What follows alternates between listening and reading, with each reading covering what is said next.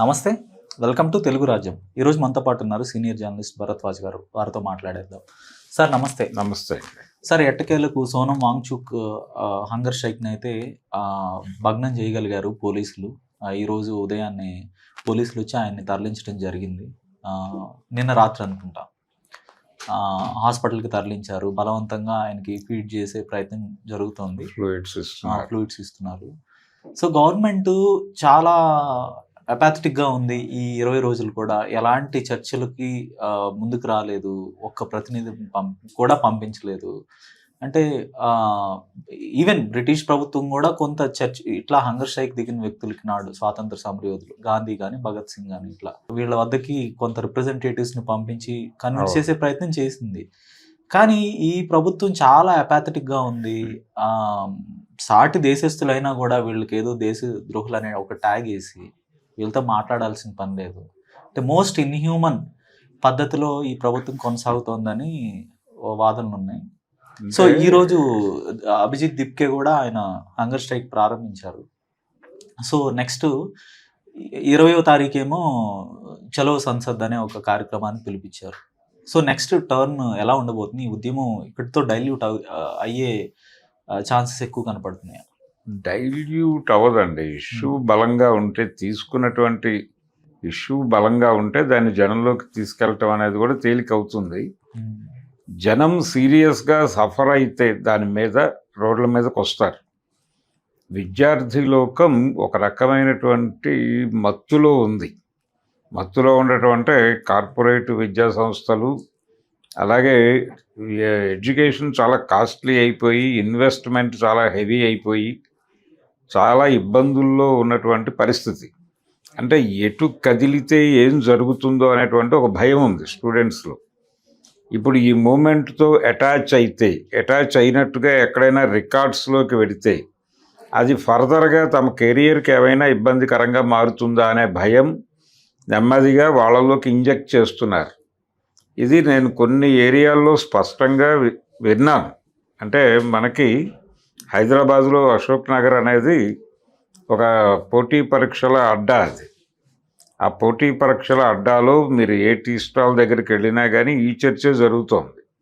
ఈ చర్చలో భాగంగా చాలామంది స్టూడెంట్స్ మాట్లాడుకుంటున్న విషయం ఏంటంటే, ఇష్యూ జెన్యూనే కానీ మనం ఇప్పుడు దీనిలోకి ఎంటర్ అయితే మనని బతకనిస్తారా అని మాట్లాడుకుంటున్నారు. అంటే ఆ భయాన్ని ఇంజెక్ట్ చేశారు ఈ లెవెల్లో. అంటే ప్రతి చోట ఎవరు కదిలినా వాళ్ళ మీద, అంటే మీరు ఏం చేసినా మీ జీవితం నాశనం అయిపోతుంది, మీరు ఎట్టి పరిస్థితుల్లోనూ మీ జీవితంలో ఎదగకుండా మేము చేస్తాం అని భయపెడుతున్నారు. అలాగే ఆ మూమెంట్తో ట్రావెల్ అవుతున్న ప్రతి వాళ్ళ మీద బురద జల్లే ప్రయత్నం జరుగుతోంది. ఆ ప్రయత్నంలో భాగంగా ఇప్పుడు సోనం వాంగ్చుక్ మీద కూడా బురద జల్లారు. ఆయన వేర్పాటువాది, ఆయన లదాఖ్ విడిపోవాలి భారతదేశం నుంచి ఆయన కోరినవాడు. ఆయన కోరలేదు సార్. ఆయన కోరలేదండి, చెప్తున్నారు. ఇప్పుడే కదా విన్నాం మనం ఒక ప్రవచనం. ఆవిడ ముఖ్యంగా చెప్పింది ఏంటంటే, చైనీయులు వస్తానంటే, గతంలో చైనీయులు ఆక్రమణ చేసే సందర్భంలో మేము అడ్డుకున్నాము, ఈసారి లడాఖ్కి స్వయం ప్రతిపత్తి ఇవ్వకపోతే మేము వదిలే పరిస్థితి ఉంటుంది అని ఆయన అన్నట్టుగా చెప్తున్నారు. కానీ ఆ ఫుల్ వీడియో అయితే ఆయన అనలేదు. ఆయన అన్నాడా లేదా అన్నది కాదండి క్వశ్చన్. వీళ్ళు బురద జల్లుతున్నారు. కాశ్మీర్ వేర్పాటువాదులు అనే మాట్లాడతారు వీళ్ళు. మీరు తెలంగాణ వాదాన్ని బలపరిచే వ్యక్తిగా మీరు ఫేస్బుక్ కామెంట్లో చూశాను. జై తెలంగాణ అనగానే నా మనసు కుదుట పడింది అని.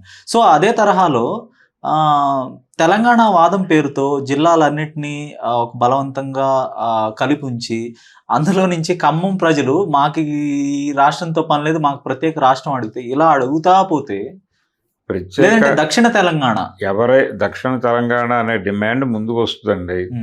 ఉత్తరాంధ్ర డిమాండ్ ఉంది ఆల్రెడీ, కళింగాంధ్ర అనే పేరుతో. రాయలసీమ డిమాండ్ ఉంది.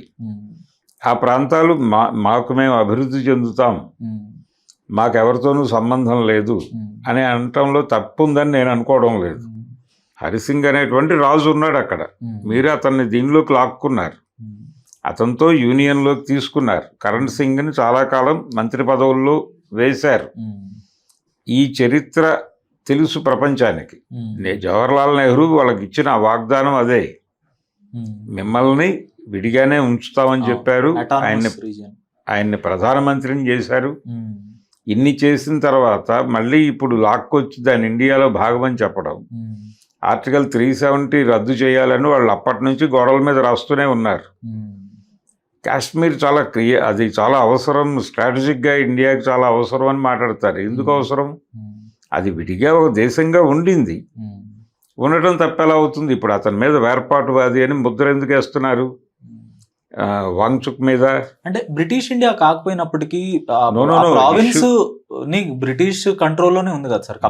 వాళ్ళు బ్రిటిష్ ప్రావిన్స్ లో ఉన్నప్పటికీ బ్రిటిషర్స్ కావచ్చు, మొఘలులు కావచ్చు, వాళ్ళు ఒక నిర్మాణం ఇచ్చే ప్రయత్నం చేశారు. ఈ దేశము అనే నిర్మాణం వాళ్ళ దగ్గర నుంచే మొదలైంది, మొఘలుల నుంచి మొదలైంది.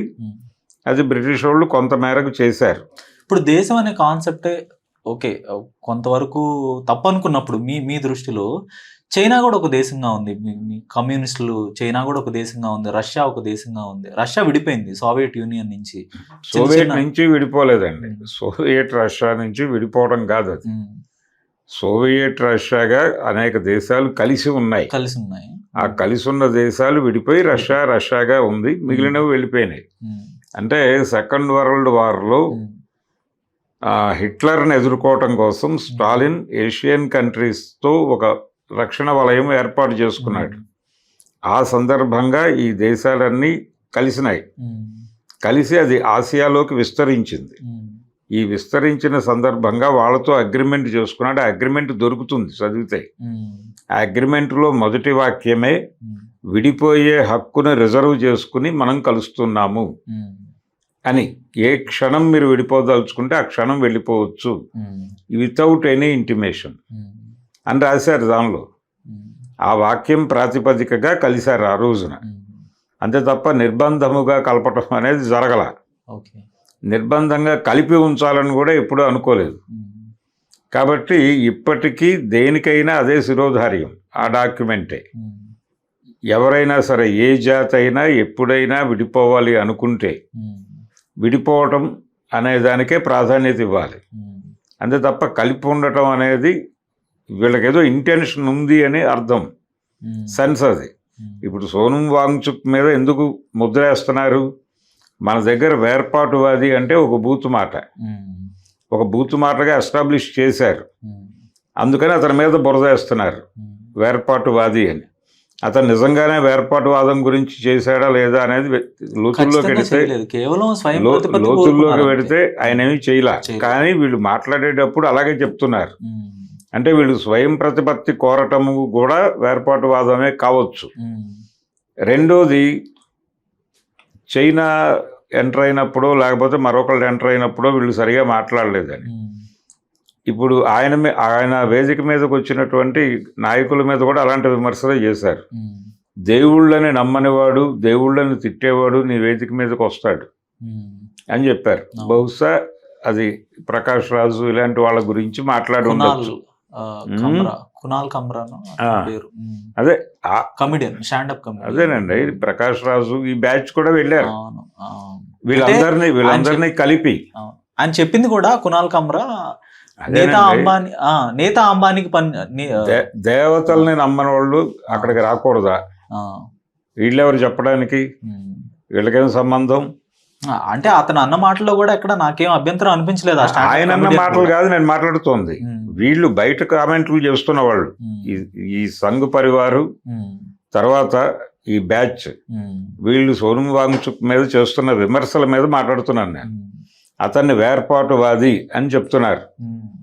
అతను ఈ ఉద్యమానికి మద్దతు లభించకూడదు అని చెప్తున్నారు. కాక్రోచ్ జనతా పార్టీ భారతదేశాన్ని విచ్ఛిన్నం చేయటం కోసం ఏర్పడినటువంటి పార్టీ అని దాని గురించి మాట్లాడుతున్నారు. సోషల్ మీడియాలో పోస్టులు పెడుతున్నారు. ఇది అన్వాంటెడ్ మూమెంటు, ఇది అవసరం లేదు. ఈ దేశపు విద్యార్థుల్ని పరిరక్షించే బాధ్యత కేంద్ర ప్రభుత్వం చాలా కాన్షియస్గా చేస్తోంది. పోటీ పరీక్షలు, నీటు, ఇక్కడ అక్రమాలు ఇవన్నీ తప్పు. ఎక్కడైనా ఒక తప్పు జరగచ్చు, దాన్ని పట్టుకొని గోరింతలు కొండంతలు చేస్తున్నారు వీళ్ళు అని సోషల్ మీడియాలో వందలాది పోస్టులు సర్క్యులేట్ అవుతున్నాయి. అందులో భాగమే సోను వాంగ్చుక్ మీద అతను వేర్పాటువాది అని ముద్రేస్తున్నారు. అక్కడికి వచ్చినటువంటి అరవింద్ కేజ్రీవాల్ అతను ఎక్కడో పెద్ద భవంతి కట్టుకున్నాడు అనేది ఒక సాకు చెప్తున్నారు. కట్టుకొని ఉండొచ్చండి. జగన్మోహన్ రెడ్డి మీద కూడా ఆ రోజుల్లో ఈనాడు వారు, ఆంధ్రజ్యోతి వారు ఆయన లోటస్ పాండ్ని పైనుంచి కింద నుంచి అన్ని మూలల నుంచి ఫోటోలు తీసి వేశారు. ఇప్పుడు అక్కడ అమరావతిలో చంద్రబాబు గారు 5 ఎకరాల్లో కట్టుకుంటున్నాడు. దాని ఫోటోలు ఎందుకు వేయరు వీళ్ళు? అవి సాక్షి వాళ్ళు వేస్తారు. కాబట్టి ఎవరు ఇల్లు కట్టుకున్నా ఫోటోలు తీసి రోడ్ల మీద వేయటం అనేది మనకు అలవాటే. వీళ్ళు ఇల్లు కట్టుకోవట్లేదా? వీళ్ళు డబ్బులు సంపాదించుకోవట్లేదా? మాట్లాడుతున్న వాళ్ళు సంపాదించుకుంటున్నారు కదా, డబ్బుల కోసమే కదా ఈ తిప్పలు. అంతే కదా, ప్యాకేజీ ప్రోగ్రామే ఇది. ఆ ప్యాకేజీ ప్రోగ్రాంలో భాగంగా అలా ముద్ర వేసి స్టాంప్ వేసి చేయిస్తున్నారంటే వాళ్ళకేదో ప్రయోజనం ఉంది. వీళ్ళ మీద బురద వేయటం ద్వారా అంటే భయపడుతున్నారా? సోను వాంగ్చుక్ అనేవాడి గురించి భయపడుతోందా ఈ దేశం?